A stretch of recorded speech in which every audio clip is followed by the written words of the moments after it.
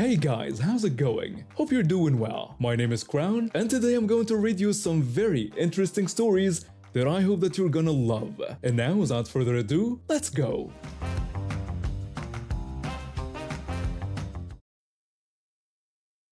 Working as a grocery bagger in high school led to my first act of malicious compliance. I was at a small local grocery chain, making extra cash while handling school. Our store had this policy where we had to offer to help every customer carry their groceries to their car. Not just elderly folks or people with many bags, but everyone. I followed this rule at first, but after a few months, I noticed patterns. The elderly couple with arthritis always wanted help. The mom with 3 screaming kids and 2 full carts was always grateful. But others clearly didn't need or want help, like teenagers buying a single drink or construction workers grabbing lunch. They looked at me like I was weird when I offered, and I felt silly asking, so I became more selective. I helped anyone who might need it, but stopped asking people who would obviously refuse. It saved time and awkwardness. This worked until one Tuesday when my manager hovered around my checkout lane. A woman came through with just eggs and bread. I bagged them, smiled, and handed her the light bag. I wished her a nice day, and she thanked me before walking away. I was ready for the next customer when my manager stepped in. My manager asked why I hadn't offered to help her. I explained she only had eggs and bread in a super light bag. He told me that store policy required offering help to everyone, no exceptions. He gave me that stern look that middle managers perfect after enforcing pointless rules. I nodded but was rolling my eyes inside. The next customer stepped up. If anyone didn't need help with groceries, it was this guy. He was massive, at least a foot taller than me, with arms the size of my head. He wore a tight tank top showing off huge muscles. He looked like he bench pressed refrigerators for fun. He bought something small, protein powder, and maybe eggs. It all fit in one light bag. I double-bagged his items while my manager watched. With my manager still there, I put on my customer service smile and asked the muscular man if he wanted help carrying his groceries to his car. The guy laughed, then realized I was serious. His face showed complete confusion. He hesitated, looking between me and my manager, trying to figure out if this was a prank. He declined, saying he could handle it. He picked up his lightweight bag with 2 fingers, walked toward the exit looking bewildered, and looked back at us halfway to the door. After he left, I turned to my manager and shrugged. My manager knew I had made my point. He nodded slightly and said he understood. He walked back to his office and never bothered me about that policy again.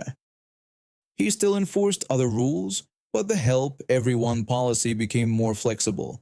My co-workers who saw it laughed about it during our break. One even gave me a high five. After that, I went back to using my judgment. Elderly folks, parents with kids, and people with heavy bags got offers. Bodybuilders with protein powder didn't. That grocery store closed about 10 years ago, but I still remember the look on that guy's face when I offered to help him.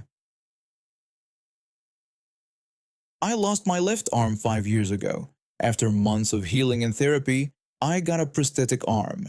It's not super advanced, but it helps me with daily tasks. The outer casing is skin-colored plastic, but anyone can tell it's not real if they look closely. I work as a software developer for a small tech company. I usually wear long-sleeved shirts to avoid stares and questions, but yesterday was hot, so I wore a short-sleeved shirt. My prosthetic was visible when I stopped at a coffee shop on my way to work. I placed my order and waited by the counter when I felt someone staring at me. I'm used to curious looks, especially from children, but this was different. A middle-aged woman with a manager haircut was looking at me from across the room. I tried to ignore her, but she kept staring, so I smiled, hoping she would look away. Big mistake. She walked up to me, eyes fixed on my prosthetic arm. She told me she knew what I was. Confused, I asked what she meant. She said my arm wasn't real and I was playing dumb. I sighed, thinking this would be another awkward conversation about my disability. I explained it was a prosthetic and I had lost my arm in an accident years ago. She said that's what I was programmed to say. Even more confused, I asked her to explain. She accused me of being an artificial intelligence robot that developers made look human to infiltrate society. I almost laughed, but her expression showed she was serious. I tried to explain I was a real person with a prosthetic arm. She asked why it looked so fake and said they couldn't even get the skin tone right. I explained it looked fake because it was fake. A medical device, not my real arm, which is why it doesn't match perfectly. She rambled about the government working with tech companies to create humanoid robots to replace real humans with artificial intelligence. The barista called my name and I turned to grab my coffee, hoping our talk would end. But as I reached for my drink, the woman grabbed my prosthetic arm and yanked it hard. The sudden force sent pain through my shoulder socket and the remaining part of my arm. My prosthetic attaches to my body with suction and pressure, and when she pulled it, it felt like someone was trying to rip my shoulder out. I shouted for her to stop, telling her she was hurting me. She said if I were a real robot, I wouldn't feel pain, and called me a liar. She kept pulling and twisting my prosthetic, causing pain. I dropped my coffee as I pushed her away with my right hand. I begged her to let go because she was hurting me. The barista rushed over and told her to stop or they'd call the police. The woman said to call them, insisting I wasn't human but an AI robot in disguise. She pointed at my arm as proof, claiming AI robots were infiltrating society to take over. Several customers gathered around. The tall man stepped forward and pulled the woman away from me. He asked what was wrong with her and told her to leave me alone. She called everyone blind, asking if they couldn't see my arm wasn't real but mechanical, proving I was a robot. I told her it was a prosthetic arm and I was human who lost my arm in a motorcycle accident. She demanded I prove it by taking off the robot arm if I was human. I was in too much pain and shocked to answer. The coffee shop manager came out and said he called the police. The woman seemed happy about this, saying they needed to take me to a lab for examination. The manager led me to a chair and gave me water while we waited. The woman kept talking about AI taking over humanity, pointing at my arm as proof. She recorded me with her phone, saying she was documenting the invasion. When police arrived, the woman told the officers she found an AI robot pretending to be human and pointed at my arm. The officers looked confused until they saw me sitting there in pain, with my prosthetic arm askew. One officer told the woman I was a person with a prosthetic limb. She disagreed, saying I was programmed to trick them, that AI robots were sophisticated, and this was the robot uprising. The second officer checked on me and asked if I needed medical help. I said my shoulder hurt, and my prosthetic might be damaged from her pulling it. The officers took statements from me, the barista, and witnesses. When they asked if I wanted to press charges, I didn't hesitate. I said yes, explaining she had assaulted me and might have damaged my expensive prosthetic. The woman protested, saying you can't assault a machine. The officer told her she was being arrested for assault and read her rights. As they handcuffed her, she yelled about AI and robot infiltration. She shouted at me as they took her away, warning that my kind would never succeed, and humans would recognize the threat. After she left, an officer helped adjust my prosthetic and asked if I wanted an ambulance. I said no, but I would visit my prosthetist to check for damage. The manager said sorry and offered free coffee for a month. I filed a report at the police station later. My prosthetist found damage to the attachment mechanism, which needs repairs. I'm including that in my claim. My lawyer says we have a solid case with many witnesses. The woman has a history of mental health issues, but had stopped taking her medication. That explains her behavior, but doesn't excuse it. That's my story. I didn't expect to be called an AI robot trying to infiltrate society, but some people will find any reason for awful behavior. And yes, I am 100% human. Though sometimes I wish robots would take over. They couldn't be worse than some people. I worked as a cashier at Supermart Groceries over 20 years ago. It was a massive store that sold everything from basic pantry staples to fancy imported delicacies that cost more than what I made in a day. Saturday mornings were madness. The store would be packed with families doing weekly shopping, couponers with binders of deals, and hungover college students buying recovery snacks. On this Saturday, all 8 checkout lanes were open with lines stretching halfway down the aisles. I had been standing at my register for 4 hours straight. My feet hurt in those cheap required comfortable work shoes. My back ached from repeatedly twisting between the scanner and the bagging area. I was counting down the minutes until my lunch break when my supervisor called over the intercom. My supervisor told me over the intercom that I needed to come to the customer service desk. I sighed, locked my register, and put up my lane closed sign, which got me dirty looks from the people waiting in my line. As I walked to the front, I could see our manager talking to some woman. My manager told me this customer needed someone to do her shopping for her. I mentioned that we didn't offer personal shopping services and pointed out that closing my lane was making the other lines longer. The woman looked at me like I'd suggested she shop at a discount store. The woman said she couldn't walk around the enormous store herself. She said she had a charity luncheon in 3 hours and still needed to get her hair done. My manager said that just this once, we would make an exception. He handed me a piece of expensive stationery with maybe 15 items written in elegant handwriting. No specifics, just general items like bread and cheese without any indication of quantity, brand, or price point. I asked if she could specify what brands or quantities she would like. She told me to just get whatever looked good and added that she was sure you people know what quality food looks like. My manager had already walked away and I was left holding this vague list with a growing sense of glee. I told her that I would select only the finest products for her. I took my time walking through the store. First stop, produce. The list simply said apples. We had just received a shipment of imported organic Honeycrisp apples that were selling for $7.99 per pound. I selected 8 pounds of the largest ones. Next was cheese. I bypassed the pre-packaged dairy section entirely and went straight to our specialty cheese counter.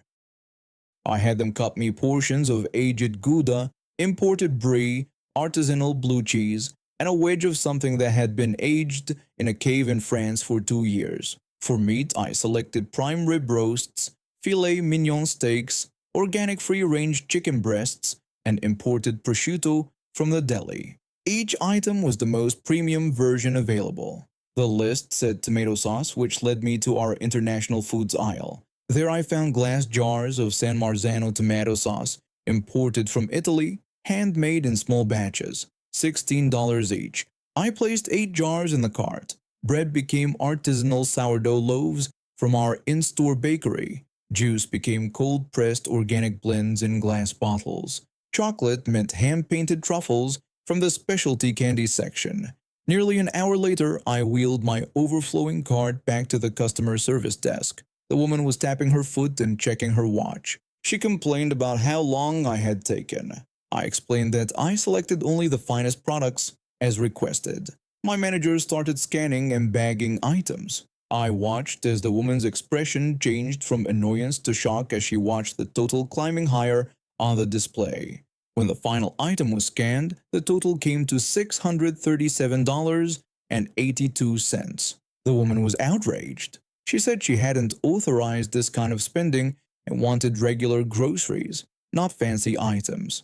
My manager explained that she hadn't specified brands or quantities and had asked for quality items. He said we'd already spent an hour shopping for her, taking me away from my regular duties. He gave her the choice to either purchase these items or do her shopping herself. The woman wanted to speak to the store director. My manager told her that he was the acting director that day and again asked what she would like to do. The woman pulled out her credit card and slammed it on the counter. She said she would pay but would be calling corporate about this incident. My manager processed her payment.